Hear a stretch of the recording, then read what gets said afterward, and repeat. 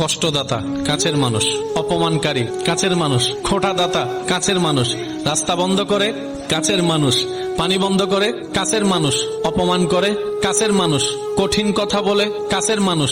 বেশিরভাগ কষ্টের পিছনে দেখবেন মেজরিটি পার্সেন্ট কাছের মানুষ।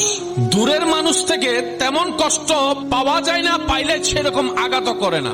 এবার বান্দা ভাবতে বসলো, সে তো আমার বংশের কাছে, সে আমার রক্তের কাছে, সে আমার এক মায়ের পেটেরও কাছে, নারীরও কাছে। যত কাছে তত কষ্ট, ব্যাপার কি? রব বলে যে বান্দা সবাইকে কাছে নিছস, শুধু আমারে দূরে রাখছস। তুই বান্দার সবচেয়ে কাছে আমি আল্লাহ, নাহনু আকরাব, আমি তোর কাছে। তুই বান্দার জন্য আমি রব কাছে, তুই উম্মতের জন্য আন-নবী ও আওলা, নবী সবচেয়ে কাছে। আগে এটার হক আদায় কর বান্দা। রব বলে আগে আমি রবকে কাছে রাখ, আগে আমার নবীকে কাছে রাখ। আমি আল্লাহকে, আমার নবীকে কাছে রাখার পর আমি আল্লাহ যাদেরকে ভালোবাসি তাদেরকে দিলে রাখ, অন্তরে রাখ, মহব্বতে রাখ। এরপর দুনিয়ার মানুষকে তুই কাছে রাখ, দিলে জায়গা দে। যখন তারা তোকে কষ্ট দিবে, তোর আশ্রয়ের কোনো জায়গা থাকবে না, আমি রব রহমত দিয়ে তোর জীবনটাকে গোছাই দিব। তখন আর সেই দিন কোনো আত্মীয়